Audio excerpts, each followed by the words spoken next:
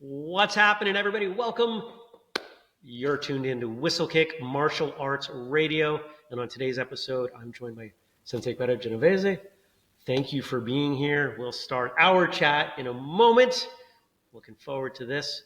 But to all of you out there, before we get going, remember, whistlekick.com is the place to go for all the stuff that we're doing, everything in our mission to connect, educate, and entertain the traditional martial artists of the world. whistlekickmartialartsradio.com is the place to go for everything related to this show. Links and photos, videos, transcripts, things like that. And this episode is sponsored by Kataro. Thank you and shout out to Kataro for all the great stuff that they do. Kataro.com. If you know Kataro, you probably know them for making great belts and sashes. They made this sweatshirt, which it's yeah. Look at that. Very cool. Better to be a warrior in a garden than a gardener in a war. They do some cool stuff. But they do a bunch of things that you might not realize they do. They do rank certificates, beautiful certificates. I've even got a list here, so pardon me as I consult my list. Handmade custom patches, and their patches are at competitive prices, belt bags, keychains that make great gifts, and you can get 10% off your first order using the code WK10, whistlekick 10, WK10, capital letters, or even better, maybe even more importantly, if you have a school, they have a wholesale program, and your school should sign up and get those great prices because Kataro is awesome. Thank you again to Kataro, and thank you for being here. Thank you for inviting me. Of course. This is very interesting to do this. I've never done anything like that before. You've never talked to anybody? Well, talk to that's somebody. What we're doing. Just we're having a chat. But not with somebody recording me, the voice and the face as well. Well, That'd be interesting. Pretend that's not there. Here. No, nobody can see. Yes. Now, of course, we're here to talk martial arts, and I know we're going to. I know nothing of your journey. We've right. The only time we've spent together was at a Matic class. Yes. And I didn't really get to know you. I got to see you put in a lot of work, but I know nothing about your journey. So when did you start training? Well, I might say that when I was in Italy, my parents signed my older brother, to judo. Okay. It was young, it was 6. So I'm younger than him, so it was even little. And I remember that my idea at that time was, why just boys can do that and not girls? But then, something happened. It didn't go through that. It did something else and more like soccer and basketball. And I have still the idea now, because I grew up with my brother and cousin, more boys than girls. We fight a lot, playfully. Yep. No, that. Then I remember then I was 16. I did a little bit of judo as well. Now, I do not remember, I was 16. I don't remember exactly what happened and I stopped. Probably more my parents. So growing up with a very traditional parenting, girls at that time, they were not supposed to do certain things. I'm a little surprised they let you do judo. Oh yeah, just for like 6 months. Okay. And half a year maybe. Because, you can play. I was playing tennis since I was 6 and skiing as well. That was fine, but not in a competitive way. So I can play like with friends, even with a teacher, but not doing competition. And it was not a good thing for girls at that time, at least for my family at that time. So I didn't do it. And mostly when I started judo, they were toward that goal.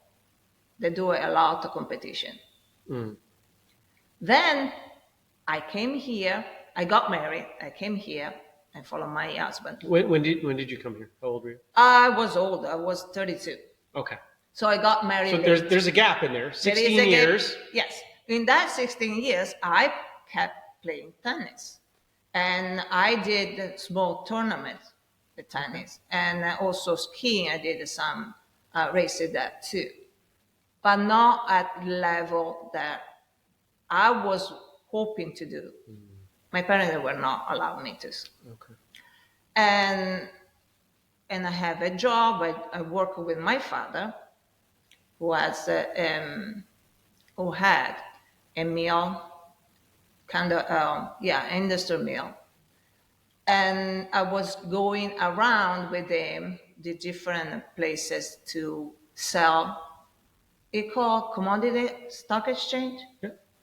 So in Italy, there were different places to do so, different city. Okay. So I was traveling a lot with him. And then I met my husband. I came here. Now, moving forward, I got 2 kids, which are 7 years apart.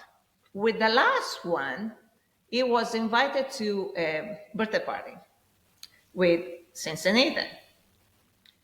And so he was so excited that he signed up.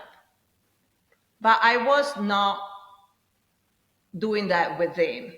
I just keep him taking here in a class. Well, when it was still in the first location in Woburn. Mm-hmm. Then my husband, which is now ex-husband anyway, he said to me, "Do you want to do something together? What about do karate together?" I said, "Wow, that'd be a good idea." And Why you not? hadn't thought, judo as a kid, and you've thought nothing about martial arts. No. For me, it was something well, I might say that I did Taekwondo 2 years. Okay. In Italy or here? No, here. Okay. When my daughter was little, because I was trying to send her to, I want her to learn some martial arts. Mm-hmm.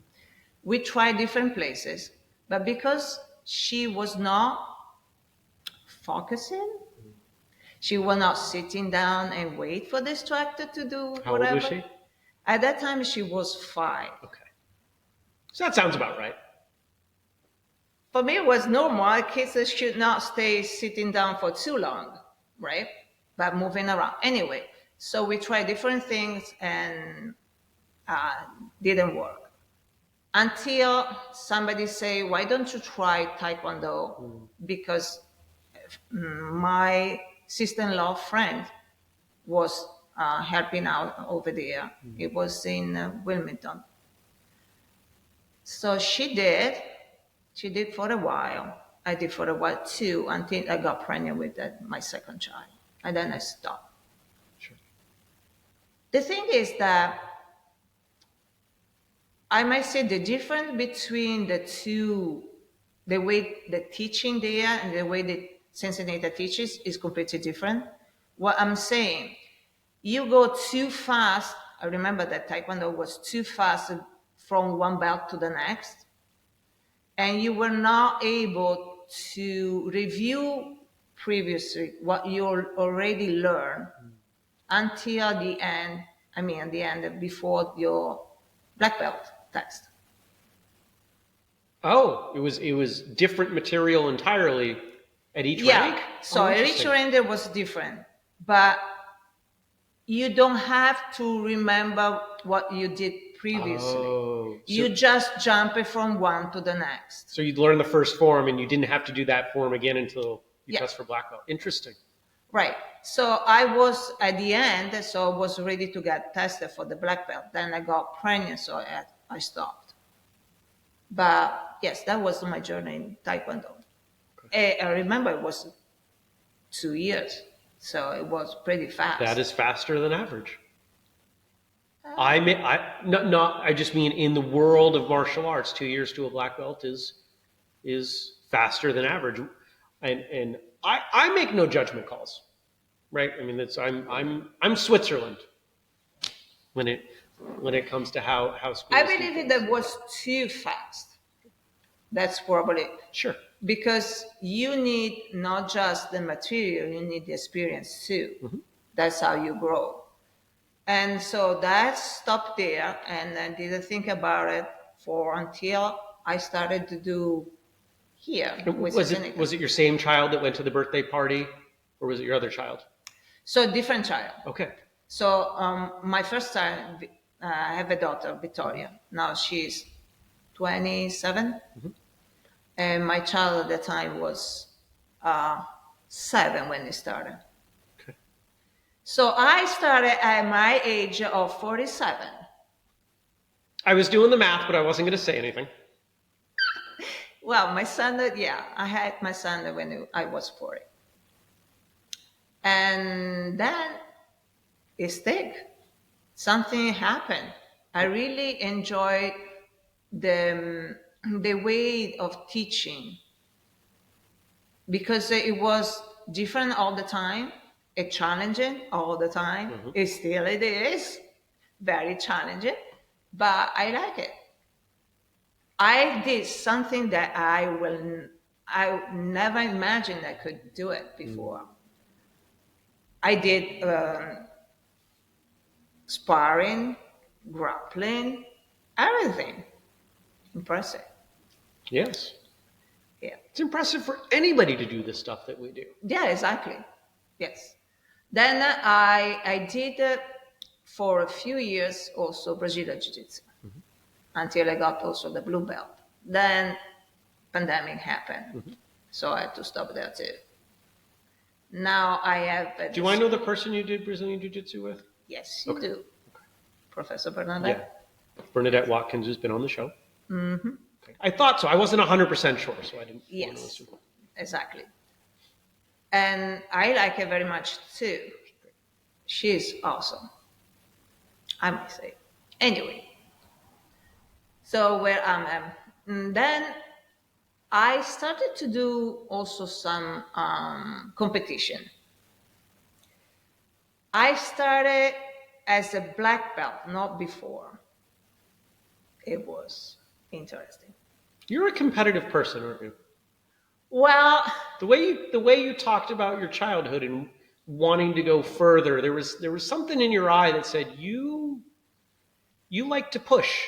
I like to push. The thing is, I'm very shy. Okay. And when there is something like also competition, I get too nervous about it. So I have to battle within myself because, I mean, um, it's not easy to put yourself out there. That's true. It's easy to do sparring because you have your helmet. You can hide. You can hide behind it. But still, I was very excited and nervous at the same time. So I won, I lose. I might say that you learn more when you're losing than when you're winning. As everybody say, that is correct. But it was a very good experience. In 2019, I started to do the NASCAR circuit, and I did almost all of them. And I won my world championship in sparring and form and weapon Wow. for my category. Yes. So very excited. Now, because I have the school, I don't have time much to do so. But anyway, different things. As you're traveling around, and anybody who's been to any of these NASCAR competitions knows they're quite large, and some of them are incredibly large. Did you lose a bit of that shyness in that environment?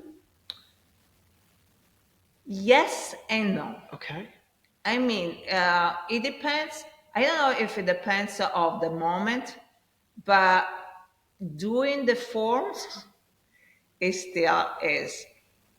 still stuck with me, the shyness. Because Yes. all eyes are on you. Right. And especially, probably because I was not sure enough about myself. So when you are doubting yourself, you don't put yourself much on it, because you look at all the other competitors and you say, wow, they're amazing. And then you go out. If I go out and think something like that before, make sure that I do something wrong. If I'm able not to think about it, I do it very well. But that's the tricky part. Okay. That's my story. So 4 years ago, I opened the school. How did that happen? Good question. I don't know that there are very many people who join a martial arts class as a result of a kid's birthday party and then open a school of their own. I'm going to guess that there might be 50 people in the world who have that story, tops. Well, I guess I am one of those. Yeah. So the thing is that at a certain point when I was, I believe, brown belt maybe, I started to help during class to the little kids, or maybe before that. And I like it. Still, my shyness was terrible. Means that even in front of kids, not adults, just kids, I was not even able to talk. Really? Yes. All I was talking very quietly, so they have our time to listen, to hear me, and to understand me. So, but I kept going for some reason. See, I kept going, even if I have a problem with that, but not quitting. I don't think that's a problem. Yes.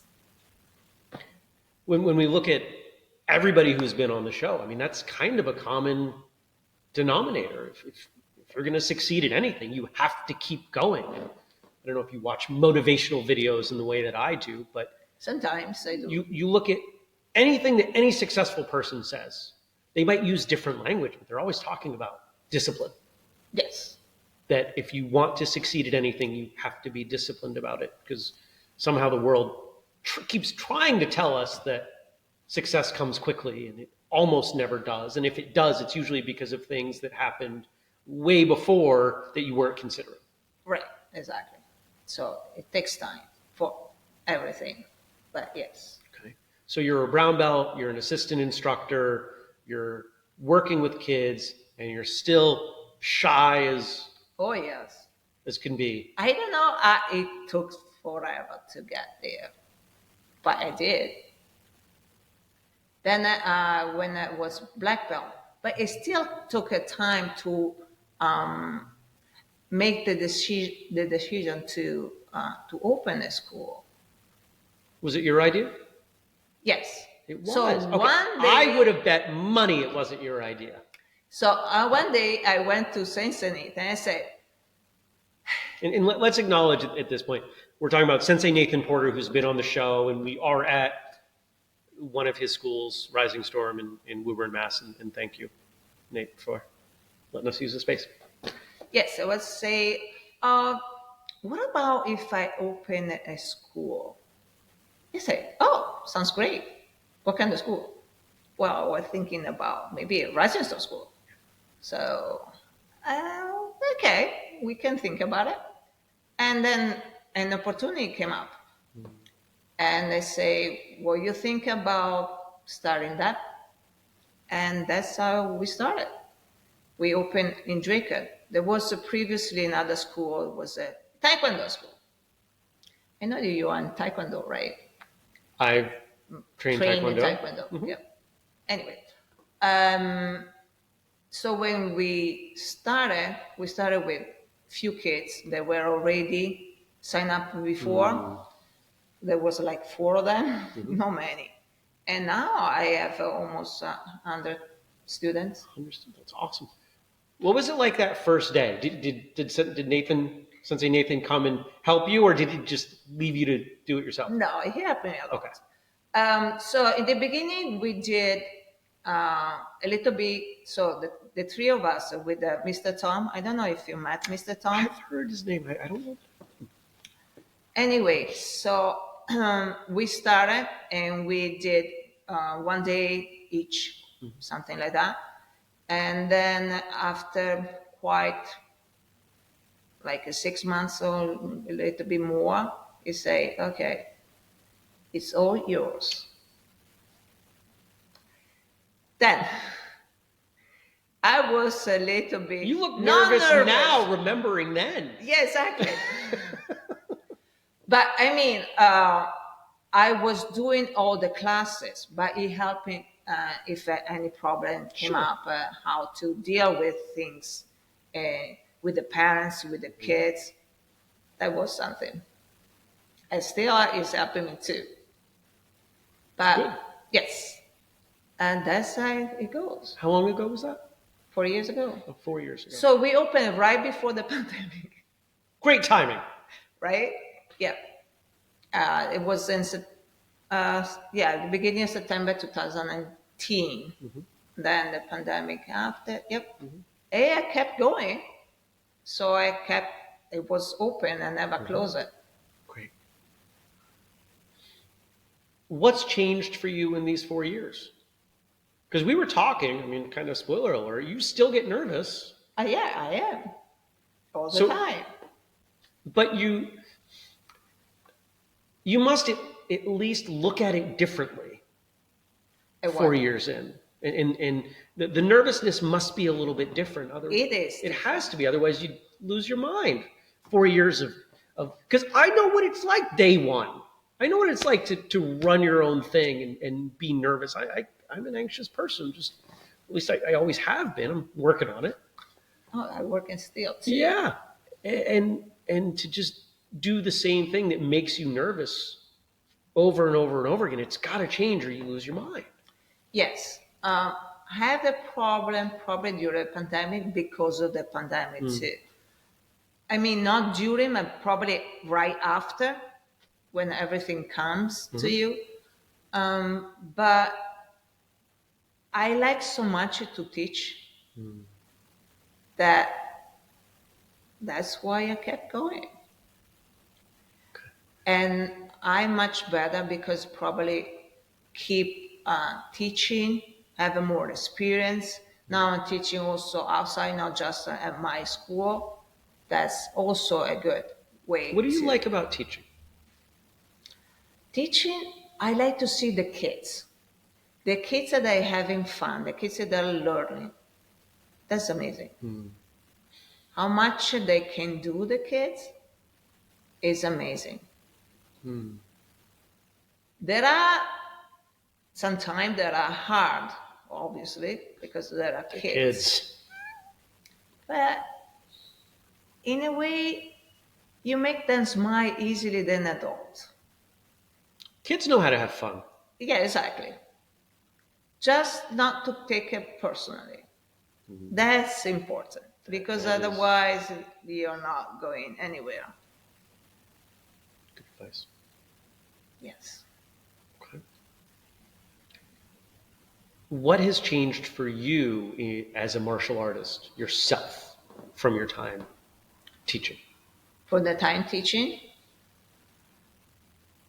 is everything changed. If I look back, I was before, I will never want to go back. I like where I am now. And so a lot of friends that I have are still in Italy because all my family is still there. And friends since I was little that are there, all my family, my parents, anyone. So when I talk to them, a lot of them, not just there, but here too, they're thinking, oh, at this age, I want to go back when I was younger. I don't. No. Why not? Because I like how I am now, not how I was before. It was good at that time, but now I prefer now. Definitely. That's how you grow. If we were to watch your classes, right, hid on the side or something and watched your classes. What would I notice? I find that most martial arts instructors, there's a signature to their classes, and maybe it's something obvious, like, I know instructors where the students play a lot of games. Everything is, even forms are hidden as games. It's all games. And I know others that somehow they're incredibly strict, but the kids still love them, right? What's your signature? Interesting.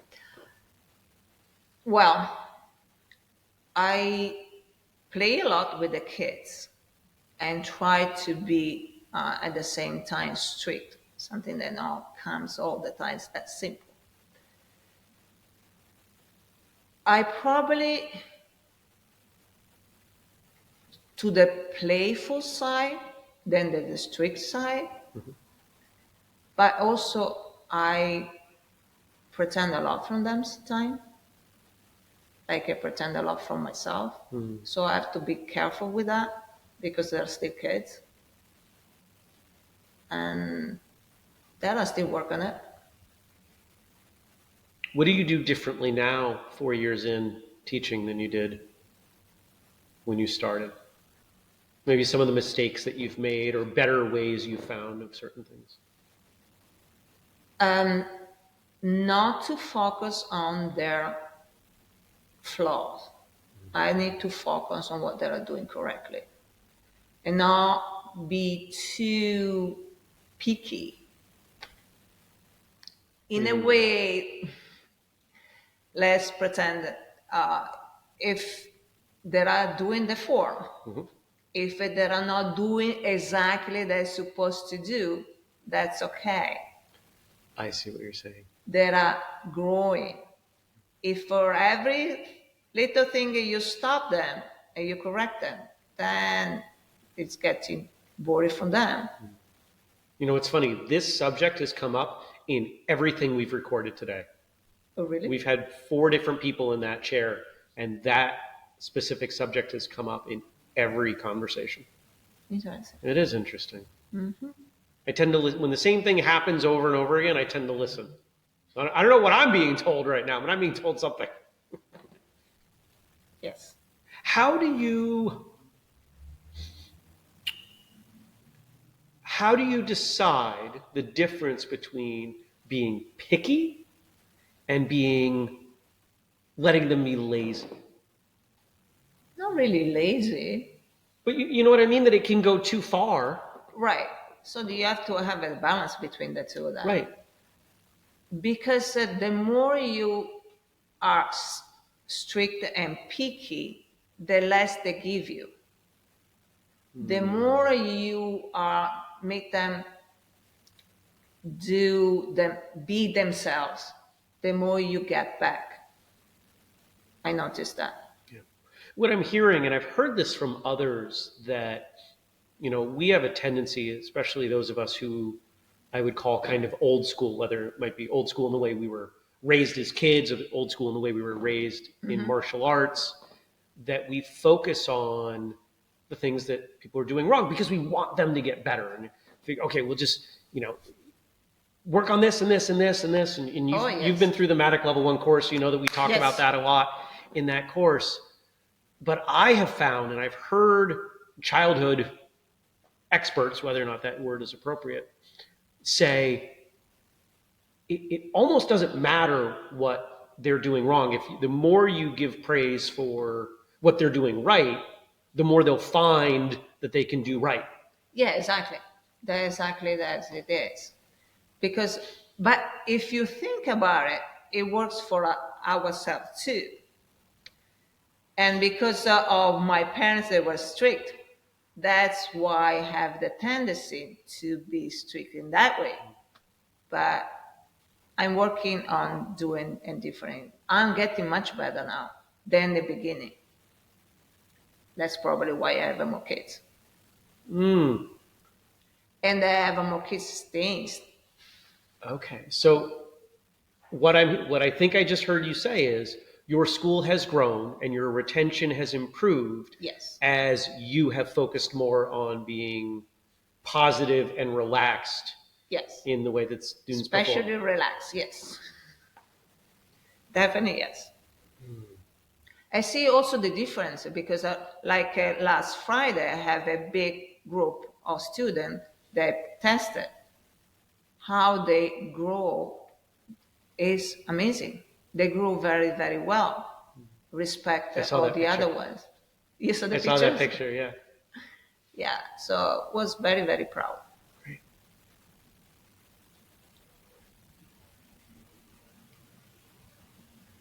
Does it still, how do I want to ask this question?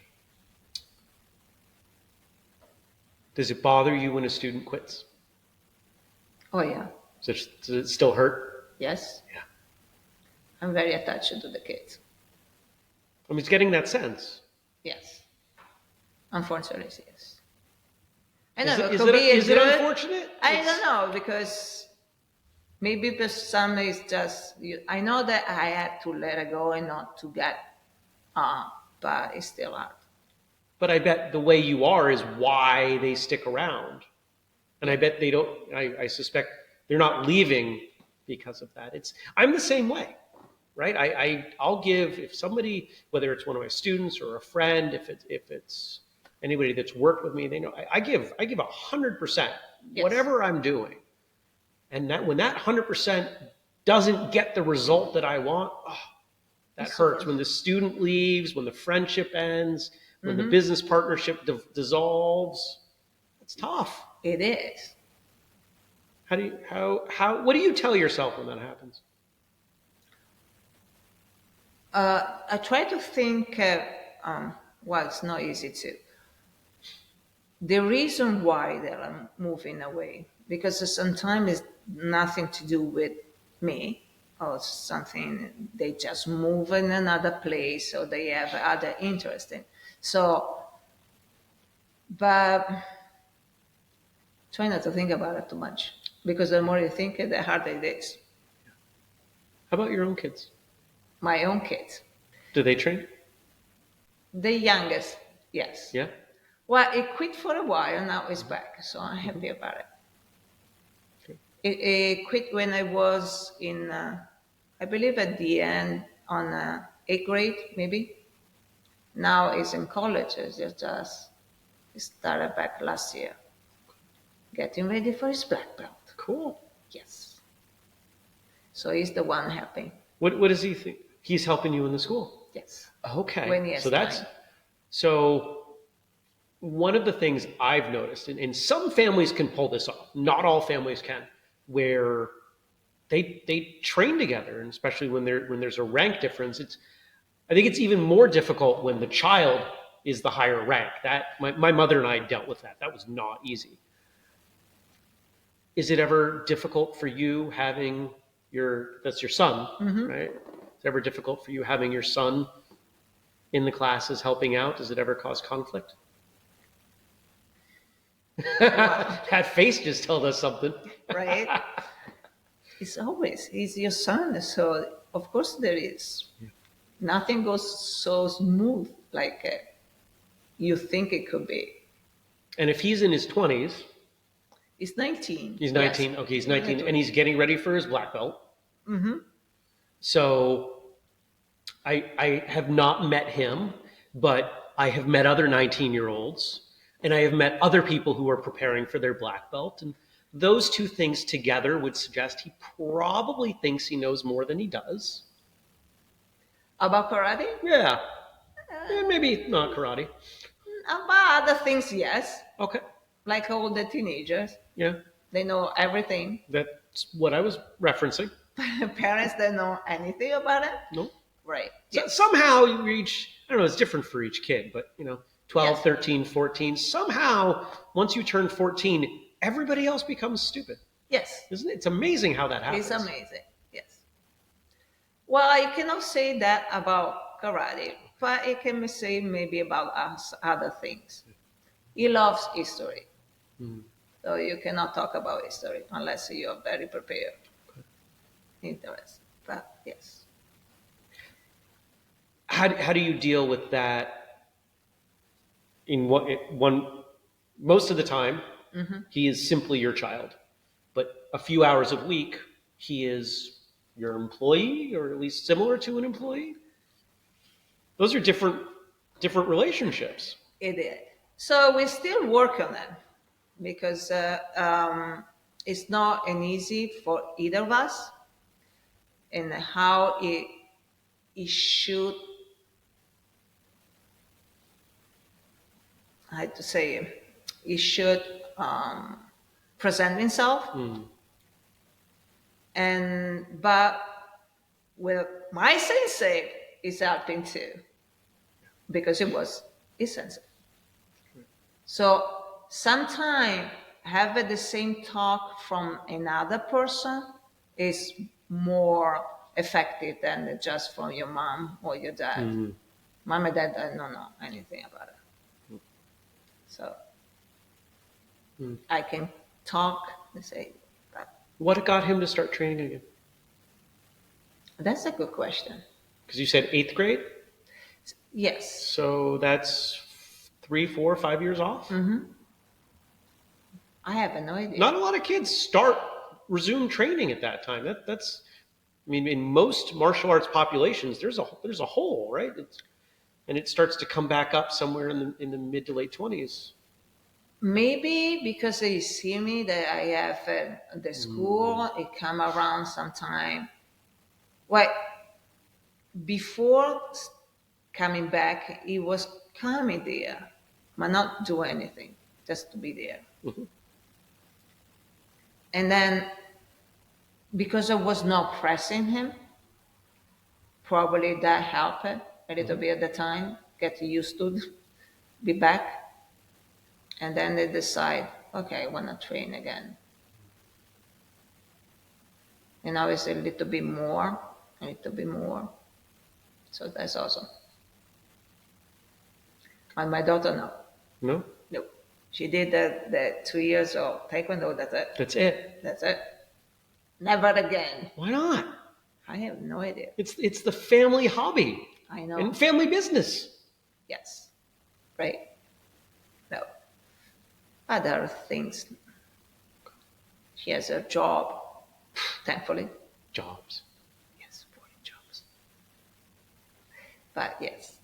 Anyway, at least I have one still doing it. That's good. Yes. Has it brought you closer? Yes. I might say yes. Would he say that? They are annoying. Yes. He'd probably say that anyway. Right. But not because they say, oh, wow, I have your uke all the time. That's what he think about me. That everything that I learn, I have to do it to him.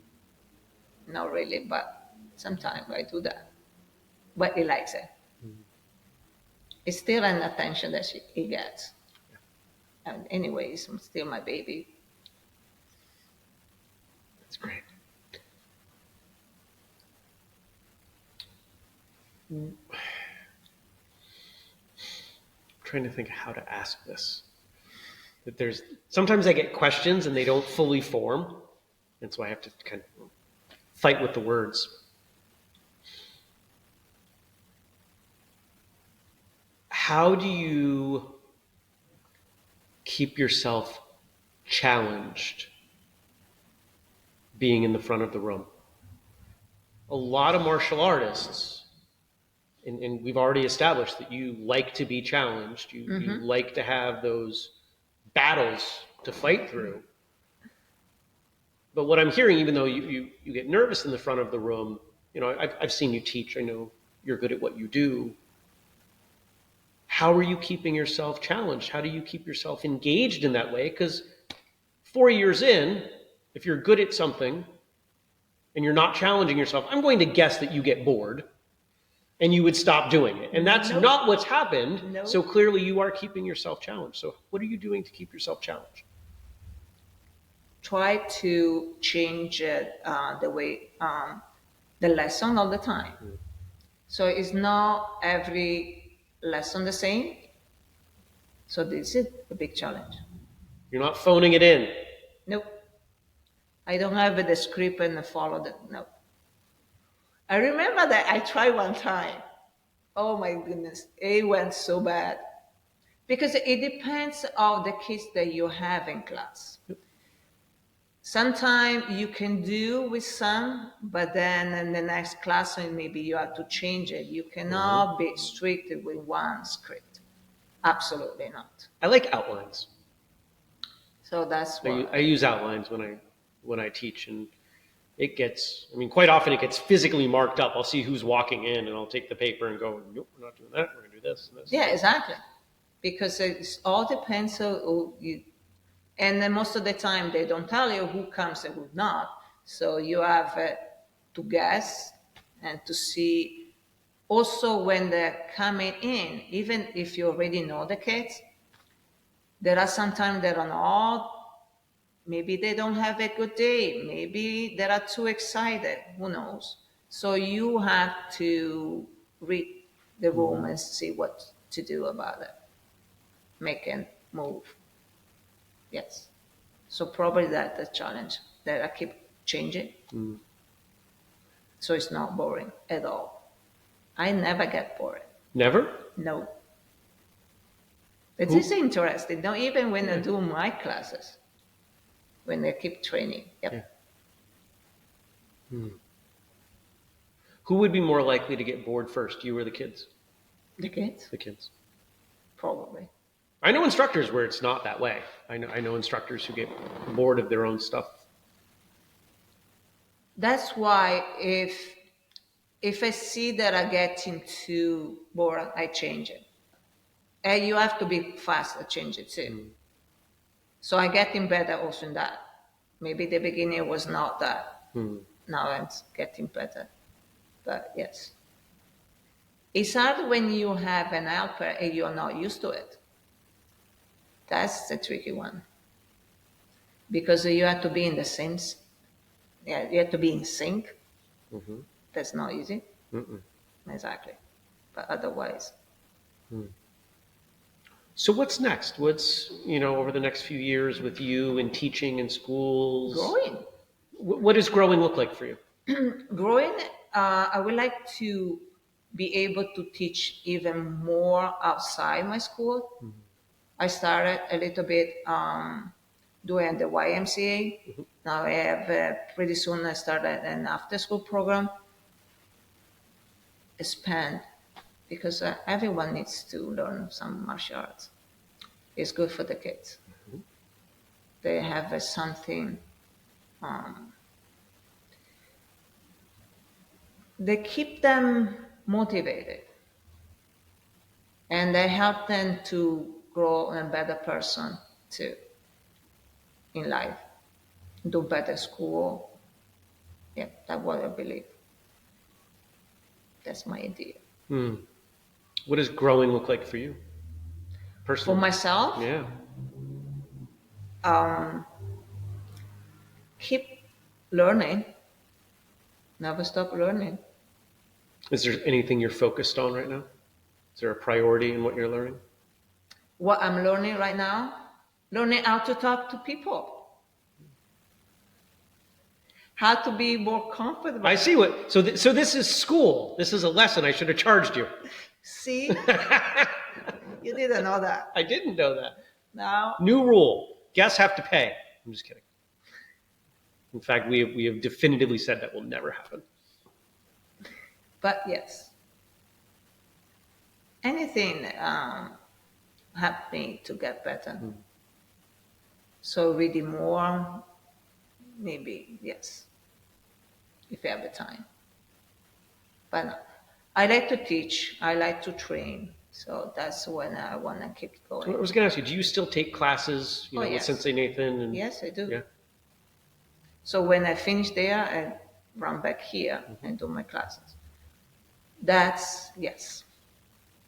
I think that's Sometimes important. it's hard. But one of the things I like, also the idea to give also to other person that they keep, there is no an age to start or to finish martial arts. And that's something that I would like the people to know more. Because I remember that I met some adults starting, maybe they were 40. I'm too old to do this, I'm too old to do that. I said, me. I hear that all the time. Yes, exactly.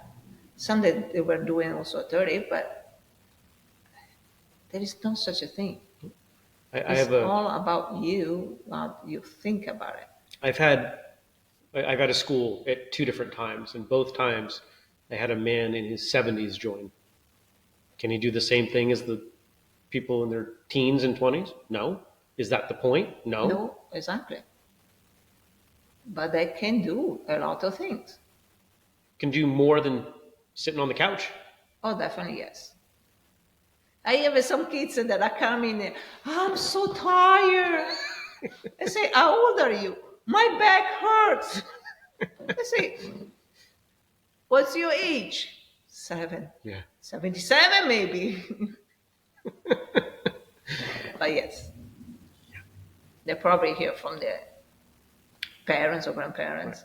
Well, they hear it as an excuse, right? Yes. And I see that too, that all you have to do is say, my back hurts, I'm tired, and now you don't have to do things.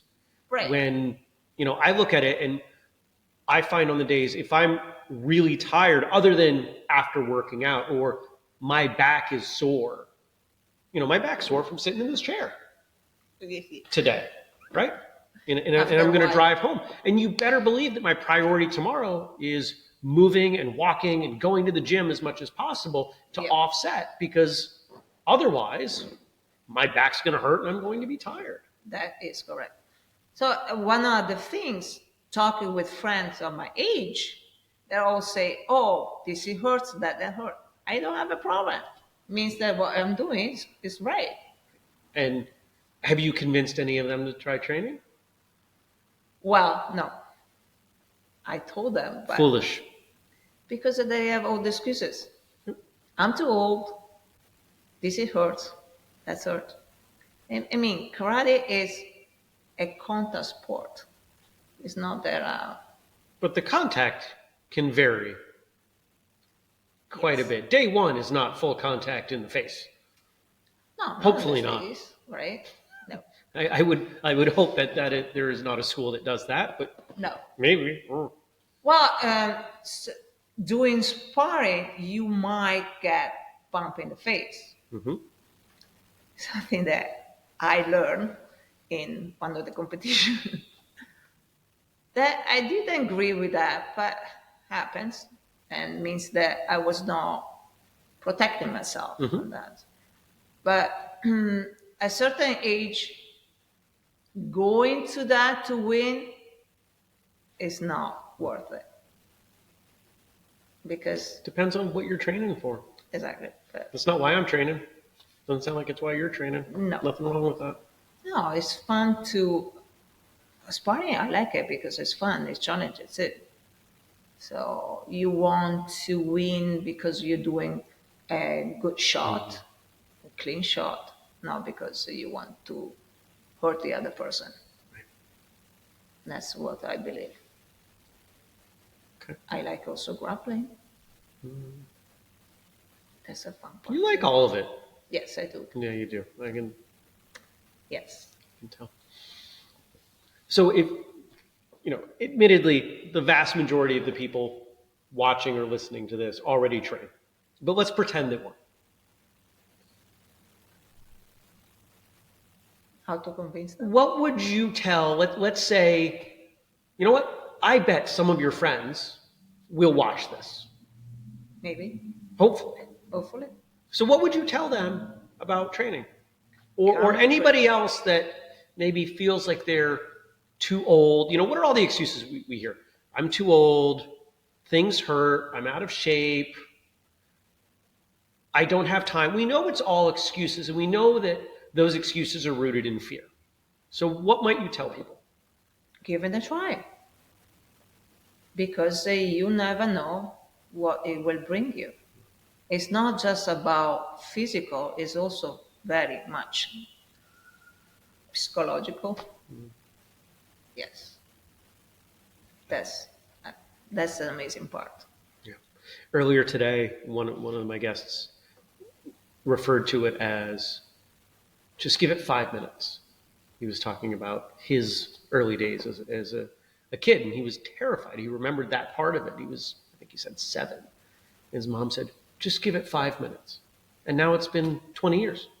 Wow. Yes. Off of See? 5 minutes. Exactly. You Just need give it to one try. class. Right. Exactly. You might be scary, but as we say, as a white belt symbolize bravery. If you're brave one time, then you're brave all the time. Just get there and try it. It's funny. I don't know how we ended up with this reputation in the martial arts that your first day is worthy of being terrifying. Because I think people are more afraid of starting martial arts than they are of starting most things. And the irony is, I've been to a lot of schools. I've been a first day student at quite a few schools over the years, and I've had lots of conversations with other people. And I don't know that there is an industry that works harder to make people comfortable on their first day than martial arts. Mm-hmm. Probably because they have the idea that you get a black belt, so you have to be mean and strong. That fighting skill comes with a negative attitude, or Probably. Yeah, I could see that. I remember that I was not much scared the first lesson, just confused more likely. I got scared at my first judo class because the black belt get the white belt and they start to throw it around back and forth. So that probably was my most horrified. I mean, if you don't know how to fall, judo is brutal. And when you start, you don't know how to fall. And definitely not. It's hard. It's really difficult in judo, from my 3 months of judo, 1 time a week, lots of judo experience over here. And I knew how to roll at that point, but I would imagine it must be really hard to make a class exciting and safe for an early white belt. That's got to be really tough. What I remember was a 2 hour of training in the evening. It was like from 6 to 8, something like that. And it was a lot of conditioning, and then just throw it. That was in the beginning. Nothing more than that. So that was something. Because that's all you can do. Right. But that everything, now I realize that everything I did helped me to be who I am right now. What I'm doing and who I am. Yep. Everything helps. There is always a purpose of what you're doing and a meaning, something. Well said. I'm going to hand it back to you in a minute. I'm going to close this up, and then you'll give everybody the last word. So, The last so word. I'll let you think about how you want to leave things. But to the audience, check out whistlekickmartialartsradio.com. Find the show notes, transcripts, photos, links. I don't know what we're going to post over there for this one, but we've got stuff that we're going to post. Whistlekick.com for all the things that we do. And remember Kataro, KATAARO.com, for everything from, this sweatshirt, their great belt sashes, certificates, belt bags. They do a ton of cool stuff. And if you haven't checked out their website lately, you really need to. Use the code WK10 to save 10%. And school owners, you better set up a wholesale account. If you don't, I'm going to find you. And I'm going to hit you with something. I don't know. Something not mean. There's some joke about raw fish or something. I don't know. I'll hit you with a fish. Sounds great. You want some of those, Bob? Yeah. We'll throw everything in this room at you Oh, wow. Yeah, a lot of things there. There's a lot. There are a lot of There's a things, lot. I exactly. don't know that I've seen a more Some that may be well-appointed too training harsh. space in a long time, if ever. There's a ton of great stuff in here. But we've talked about a lot of different things today. So how do you want to leave stuff for the audience? What do you want to tell them? To find something that you be a passion to do it, and then do it. And keep going. That's my thought.